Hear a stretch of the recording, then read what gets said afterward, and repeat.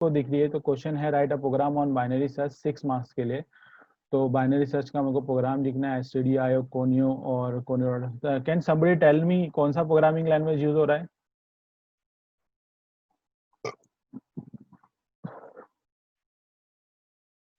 सी। DSU के subject में हम लोग सी प्रोग्रामिंग करते हैं, ये याद रखना। मैं बार बार पूछता हूँ इस वजह से, क्योंकि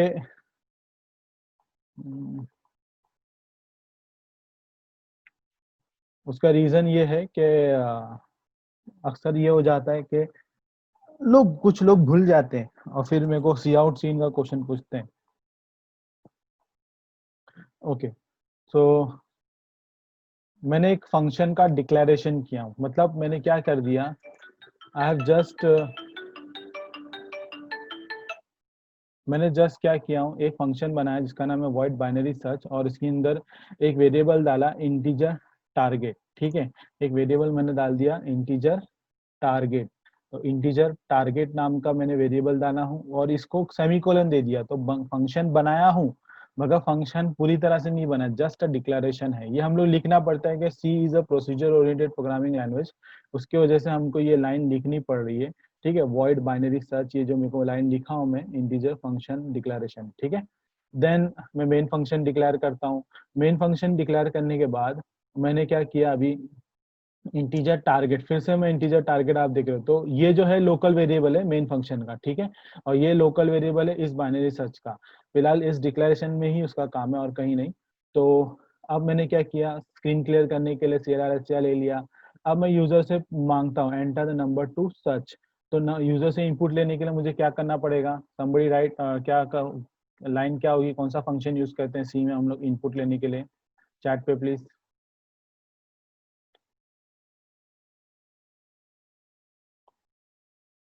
scan F, very good very good, बहुत सारे लोगों ने आंसर दिया है स्कैन एफ। ठीक है, स्कैन एफ लेंगे और एम्परसेंड टारगेट किया। तो एम्परसेंड टारगेट करने से क्या हो जाएगा, जो मैंने टारगेट वेरिएबल यहाँ पे डिक्लेयर किया हूँ, उस टारगेट वेरिएबल के अंदर मेरे पास क्या आ जाएगा, accepting target element user from user to search. ठीक है, अब मैं बाइनरी सर्च फंक्शन को कॉल करता हूँ। ये जो आप देख रहे हो ना, ये यही फंक्शन है बाइनरी सर्च, मगर ये इस वक्त क्या है, फंक्शन कॉल है। और इस वक्त क्या हो रहा है, ये जो इन टारगेट वेरिएबल आप देख रहे हो स्क्रीन पे, ये जो टारगेट वेरिएबल आप देख रहे हो स्क्रीन पे, ये टारगेट वेरिएबल जो कि आपने यहाँ से इनपुट लिया, उसको इस पैरामीटर में भेजा जा रहा है। क्या करा जा रहा है, भेजा जा रहा है। और इसको भेजने से तो मेरा जो फंक्शन जहाँ पे डिफाइन रहेगा वहां पे उसको कॉलिंग होगी, तो मेरा फंक्शन कॉल होगा। ये फंक्शन कॉल है। फिर get C H, main function खत्म हो गया। ठीक है, मेन फंक्शन क्लोज हो गया। और फिर मैंने बाइनरी सर्च का मैंने क्या कर दिया, फंक्शन का डेफिनेशन स्टार्ट करता हूँ। तो मैंने बाइनरी सर्च फंक्शन के डेफिनेशन के अंदर मैंने एक एरे डिफाइन किया हूँ। तो आप इधर नोटिस करो, देखो जब आपने यहाँ पे लिखा फंक्शन डिक्लेरेशन था, ठीक है, और फिर आपने यहाँ पे टारगेट के अंदर इनपुट लिया, उसके लिए वेरिएबल टारगेट लिया। अब ये जो टारगेट आप यहाँ से भेज रहे हो फंक्शन कॉल के थ्रू, वो इधर पे जमा होएगा। इसको बोलते हैं हम लोग पास बाय वैल्यू। कहाँ जमा होएगा, इधर पे, इंटीजर टारगेट दिख रहा है। तो मेरे माउस पॉइंटर पे ध्यान रखना, आपका अगर नेट थोड़ा सा स्लो लो चलता होगा तो शायद डिफरेंसेस दिखेंगे मेरी आवाज और उसके अंदर। ठीक है, तो यहाँ पे हम लोग क्या कर रहे हैं अभी, एक एरे बना लिया। एरे का साइज क्या है, 8। क्यों 8 है, 8 एलिमेंट्स है। तो इंडेक्स का लास्ट वैल्यू क्या होगा, चैट पे प्लीज, इंडेक्स का लास्ट वैल्यू क्या होगा? एरे का साइज 8 है, तो इंडेक्स का एरे का साइज, एरे का वैल्यू कहाँ से कहाँ तक होगा, 0 to 7। Very good very good, बहुत सारे लोग ने आंसर दिया माशाल्लाह। मैंने अभी 0 to हाँ 0 to 7 बराबर। ठीक है, तो 0 to 7 हो जाएगा। 0 मतलब जहाँ पे 2 मेरा वैल्यू है, और 7 कहाँ पे, तो इसके लिए रेफरेंस वैल्यू कहाँ रहेगी, 43। और आप नोटिस करो कि मेरा एरे जो है वो सॉर्टेड में है ना, एरे मेरा सॉर्टेड में है। ठीक है, तो अब यहाँ पे मैंने लो डिफाइन कर दिया 0, हाई डिफाइन किया 7। तो 0 will reference to your values 2 और high 7 will reference to your value 43।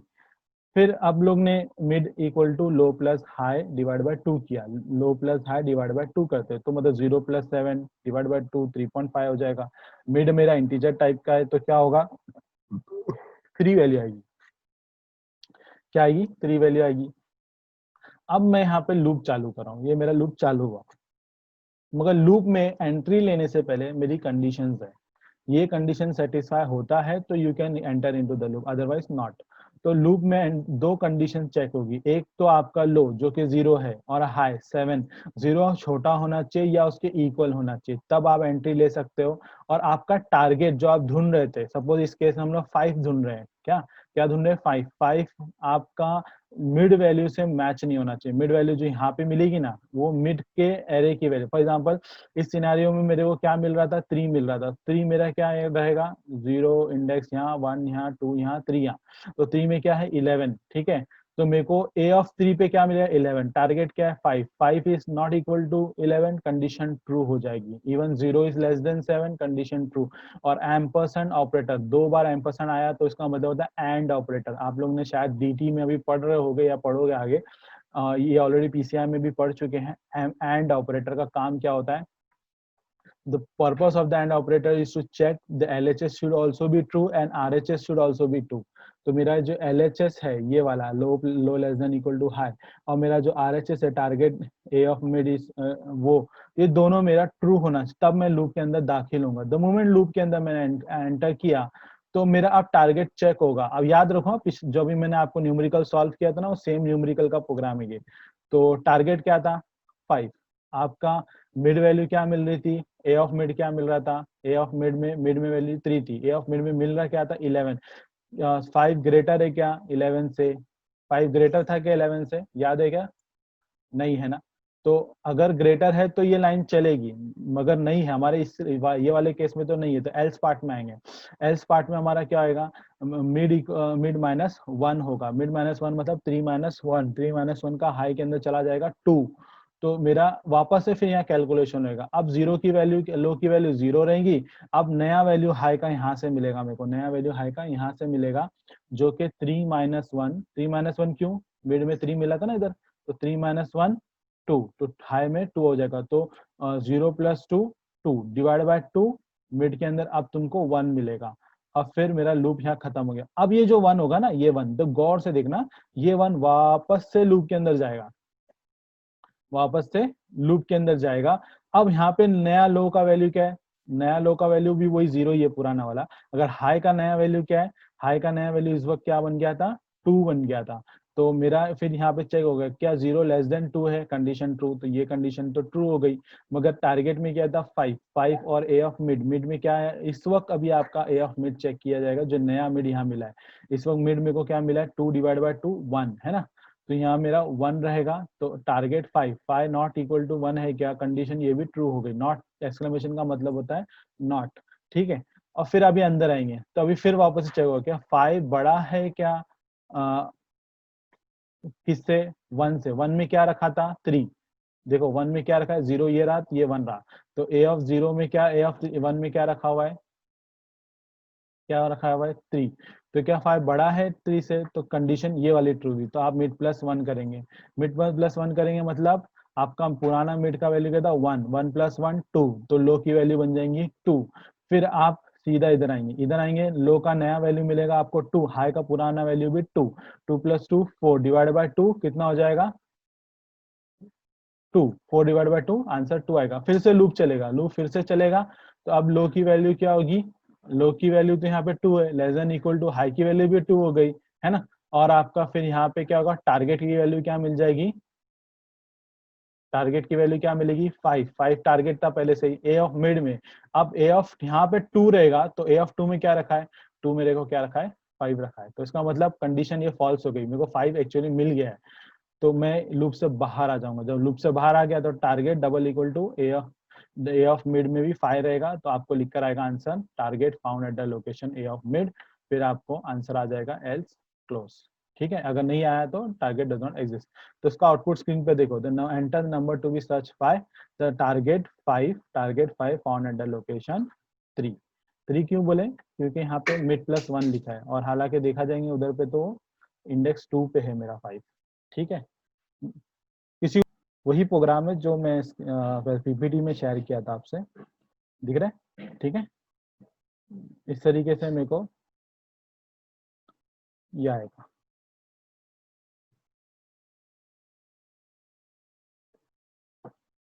मैं ये प्रोग्राम आपके सामने फिर से रन करता हूँ, सेम प्रोग्राम में जो मैंने पीपीटी में डाला हूँ, ठीक है। आपके सामने फिर रन कर लेता हूँ एक बार। और एक्चुअली ना पीपीटी का ये जो टर्बो सी का स्क्रीन मेरे को छोटा पड़ता है, यही रीजन है कि मैं आपको पीपीटी की स्लाइड पे देखो दोनों साइड बाय साइड दिखा रहा हूँ। मैं सर्च कर रहा हूँ क्या 5 आया। ये वाला प्रोग्राम में थोड़ा चेंजेस किया हूँ, इस वजह से मेरे को एरे का इंडेक्स भी दिखाता है और मेरे को यहाँ पे भी दिखाता है, ठीक है। तो एक बार प्रोग्राम को मैं थोड़ा सा चेंज करके अभी पढ़ाता हूँ, रिपीट जो करना है तो मैं थोड़ा चेंजेस पे रिपीट करूंगा। प्रोग्राम में मैं चेंज क्या किया मैं आपको बता देता हूँ। चलो एक ही लाइन का चेंज है, कुछ ज्यादा नहीं है।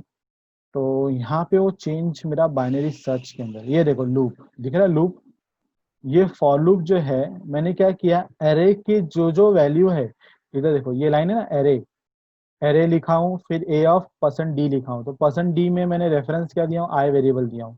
तो ये आई वेरिएबल जो मेरा है रेफरेंस में, ये रेफरेंस में मेरा जो आई वेरिएबल है ये वाला, ये जो आप दिख रहे हो अभी स्क्रीन पे, तो ये I variable is referencing to what, is referencing to percentage D. तो यहाँ इंडेक्स प्रिंट होगा, ठीक है। और ये परसेंट डी किसको रेफरेंस करेगा, इस आई के एरे के अंदर की वैल्यू, मतलब इनको 2 3 5 11 17 ये सब। तो ए ऑफ आई मेरे को ऐसा लिख कर आएगा। तो मैं क्या कर रहा था इस केस, खाली इतना ही सही मैंने कोड डाला, बाकी कोड पूरा सेम है मेरा, ठीक है। कोई चेंजेस नहीं है। हाँ एक चीज और है कि हाँ मिड प्लस वन लिखा हूँ। मिड प्लस वन लिखने से आपको चीजें थोड़ी क्लियर होगी, मैं बता देता हूँ। चलो फिर से एक बार रन कंपाइल कर लेते हैं, फिर रन कर लेते हैं। देखो एंटर नंबर टू सर्च, मैं फिर से 5 सर्च करता हूँ, ठीक है। अब देखो आप यहाँ नोटिस करोगे, यहाँ पे कर्सर नहीं चलता है, कर्सर में हिलाऊंगा तो मेरे को फिर दिखेगा, बाहर आ जाऊंगा मैं स्क्रीन से। तो यहाँ पे इंडेक्स की वैल्यू 5 की क्या है, चैट पे प्लीज, आपको दिख रहा है स्क्रीन पे, इंडेक्स वैल्यू 5 की क्या है बताओ। Index value, I am asking index value, index value of 5 is what 2, है ना। इंडेक्स वैल्यू 5 की क्या है, क्योंकि जीरो, इंडेक्स वैल्यू 0 पे 2 रखा है, इंडेक्स वैल्यू 1 पे 3 रखा है, इंडेक्स वैल्यू 2 पे 5 रखा हुआ है। तो इंडेक्स वैल्यू 5 2 पे मेरा 5 रखा हुआ है, मगर लिख कर क्या आ रहा है, target found at the location 3। वो क्यों लिख कर आ रहा, बिकॉज मैंने यहाँ पे मिड प्लस वन लिखा हूँ, मतलब 2+1, मैंने यहाँ पे 2+1 लिखा हूँ ना, इस वजह से वो 3 प्रिंट हो रहा है। अगर मैंने यहाँ से ये खाली हटा देता हूँ,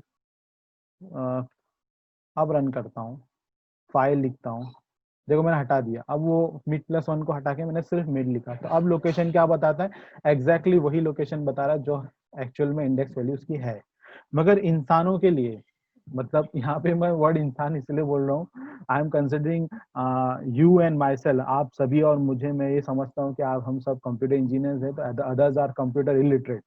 तो जो कंप्यूटर इलिटरेट इंसान है उन लोगों के लिए मैं, हम उनके लिए कैसा होगा मालूम है, नंबर स्टार्ट कहाँ से होता है, आप लोग ने मैथ्स में पढ़ा, नंबर स्टार्ट होता है, नेचुरल नंबर क्या बोलते हैं हम लोग, 1, है ना।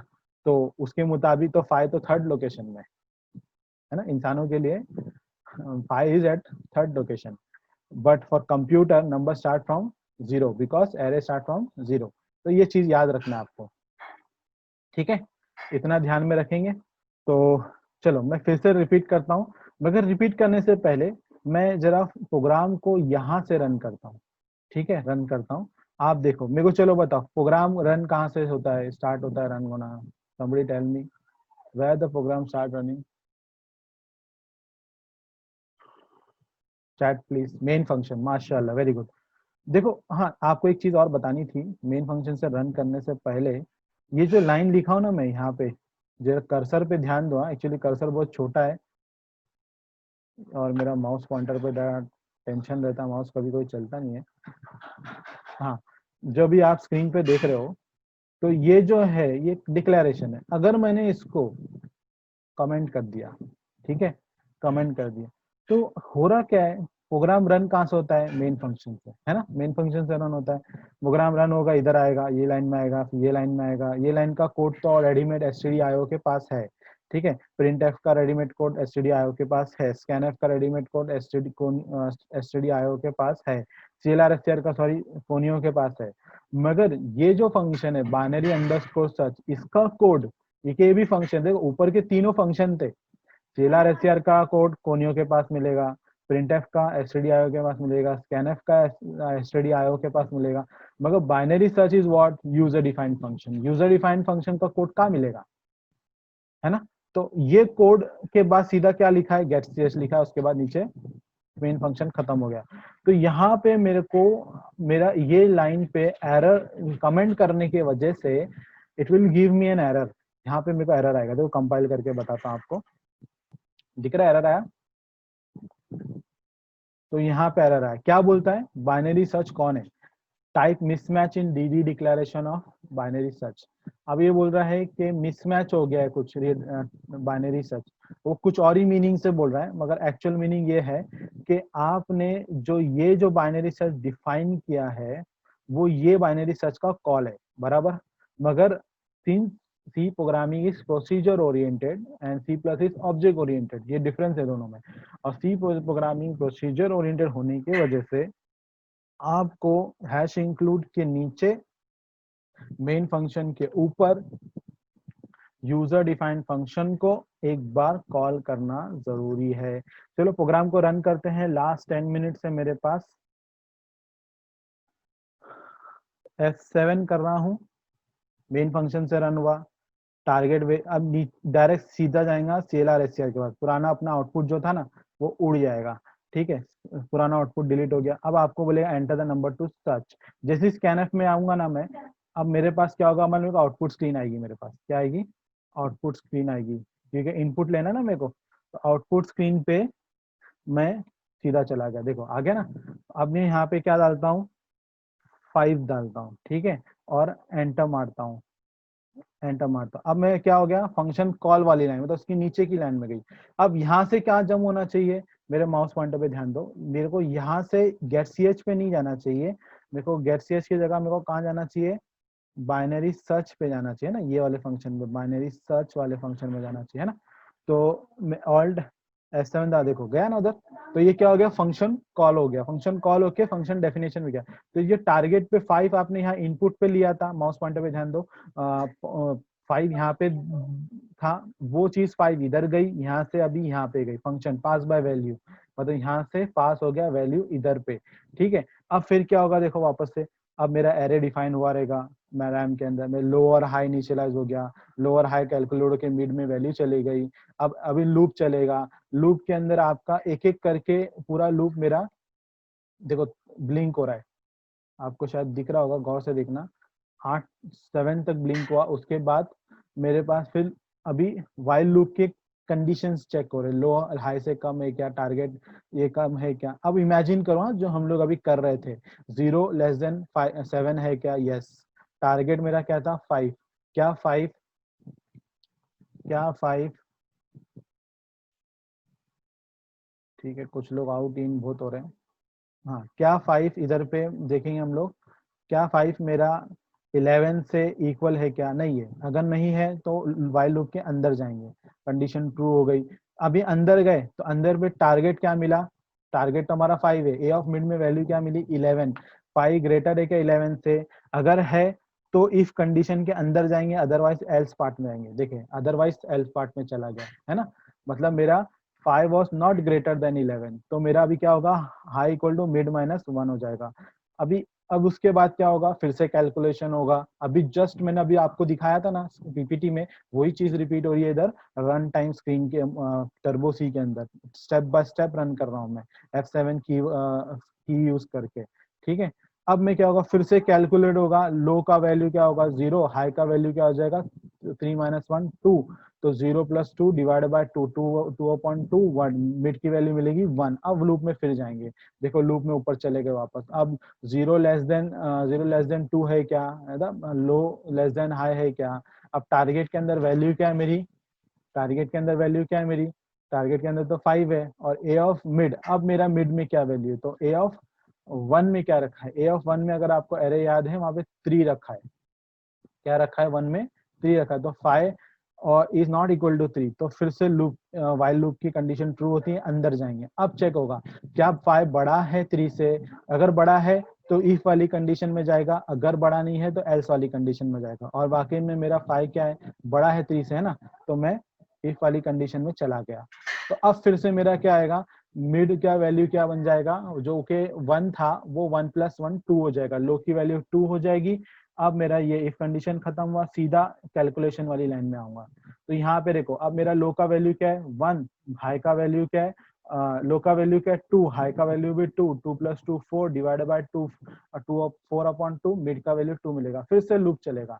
अब लूप चलेगा ना, अब लो का वैल्यू क्या मिलेगा मालूम है आपको, आप लो का वैल्यू क्या मिला है 2 <= 2, और टारगेट की जगह पे आपको क्या मिलेगा, टारगेट की जगह पे यहाँ पे आपको मिलेगा क्या 5, और यहाँ पे आपको अब इस वक्त a(2) में क्या रखा है 5, तो 5 इज नॉट इक्वल टू 5 है क्या, ऐसा नहीं है, फॉल्स। अब आप वाइल लूप के अंदर नहीं जाएंगे, जहां वाइल लूप खत्म हो रहा है उसके नीचे की लाइन में जाएंगे। देखो उसके नीचे की लाइन में गया मैं, अब आपका टारगेट 5 = 5 है, तो अब यहाँ पे मेरा target 5 found at the location, जो भी मेरा मिड है इस वक्त के हिसाब से, तो मेरे को 2 पे बताएगा। तो अब देखो, अब मैंने F7 दबाया ना, कंसोल स्क्रीन आएगी,